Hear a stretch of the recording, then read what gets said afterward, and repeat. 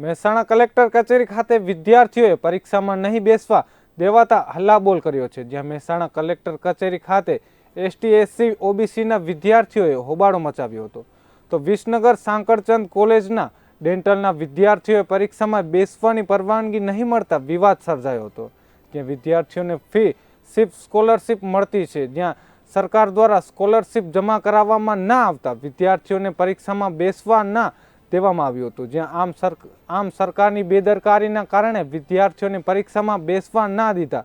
જ્યાં આમ વિદ્યાર્થીઓના ભવિષ્ય સાથે ચેડા કરવાનો આક્ષેપ વિદ્યાર્થીઓએ લગાવ્યો છે। આ મુદ્દાને લઈ વિદ્યાર્થીઓમાં ભારે રોષ ફેલાયો છે। આ વિવાદમાં મહેસાણા જિલ્લા કોંગ્રેસ સમિતિએ વિદ્યાર્થીઓને તેમની લડાઈમાં સાથ આપવાનું આશ્વાસન આપ્યું છે। જોડેલા છીએ અને આજે આ વિદ્યાર્થીઓ અહીંયા આગળ આવ્યા છે કેમ કે એમને કોલેજની અંદર પરીક્ષા આપવા બેસવા દેવામાં આવ્યા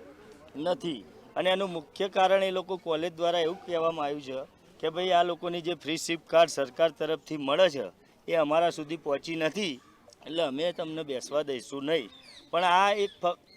સરકારનો પ્રશ્ન, સરકારે એક લેટર ઇસ્યુ કર્યો કે ભાઈ અમે સત્વરે કોલેજમાં ફી જમા કરાવી દઈશું, તમે વિદ્યાર્થીઓને કોલેજમાં બેસવા દો। સાકરચંદ પટેલ યુનિવર્સિટી વિસનગર, અને આપ્યા પછી લેટર આપ્યા પછી પણ કોલેજ તરફથી કોઈ રિસ્પોન્સ મળ્યો નથી, અને કોલેજના ટ્રસ્ટીઓ દ્વારા એવું કહેવામાં આવ્યું કે ભાઈ જ્યાં સુધી પૈસા જમા નહીં થાય ત્યાં સુધી લેવામાં આવશે નહીં। અને આ જે મુદ્દો છે, આ મુદ્દો સરકારની જે યોજના છે ફ્રી સિપ કાર્ડ કે જે એસસી એસટીને લાગુ પડતો મુદ્દો છે,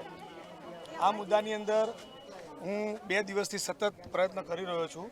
તો ત્યાં સાકરચંદ યુનિવર્સિટીના જે ચેરમેન છે પ્રકાશભાઈ પટેલ, એમની સાથે પણ મેં વાત કરી,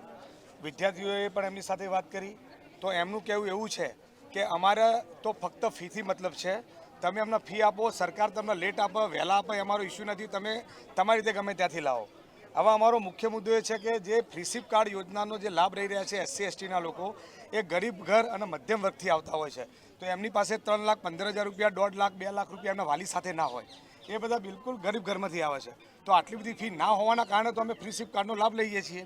તો એની અંદર આ લોકોનું કહેવું એવું છે કે તમે ગમે ત્યાંથી પૈસા લાવો, વિદ્યાર્થીઓનું કહેવું એવું છે કે અમારા મા બાપ ગરીબ ઘરના છે, અમે ક્યાંથી પૈસા લાવીએ, તો એમનું કહેવું એવું છે કે જો તમે પૈસા નહીં આપો તો અમે લોકો તમને પરીક્ષાની અંદર બેસવા દઈશું નહીં। અમે સાકરચંદ પટેલના વિદ્યાર્થીઓ છીએ, ડેન્ટલ કોલેજ અને આયુર્વેદિક કોલેજ અને બીજી બધી કોલેજોમાંથી અમે આવ્યા છીએ। અમને સસ્પેન્ડ કરવામાં આવ્યા છે કેમ કે કોલેજ ગવર્મેન્ટ તરફથી અમારી સ્કોલરશીપ આવી નથી, કેમ કે ગવર્મેન્ટ 40% અને 60% એવી રીતે ડિવાઈડ કરીને સ્કોલરશીપ મોકલે છે, અમારી 40% આવી ગઈ છે પણ 60% આવી નથી, તો એના માટે અમને સસ્પેન્ડ કરવામાં આવ્યા છે કે જ્યાં સુધી તમારી પાસે પૈસા નહીં આવે કોલેજમાં તમારા તરફથી ત્યાં સુધી અમે આગળ તમને બેસવા નહીં દઈએ, કોઈ પણ તમારી એકેડમી એક્ટિવિટી નહીં થાય। વિસનગર સાંકળચંદ યુનિવર્સિટીના વિદ્યાર્થીઓને પરીક્ષામાં નહીં બેસવા દેવાના કારણે આજે અહીંયા બધા વિદ્યાર્થીઓ ભેગા થયા, જે અમારા ધ્યાન પર આવ્યું,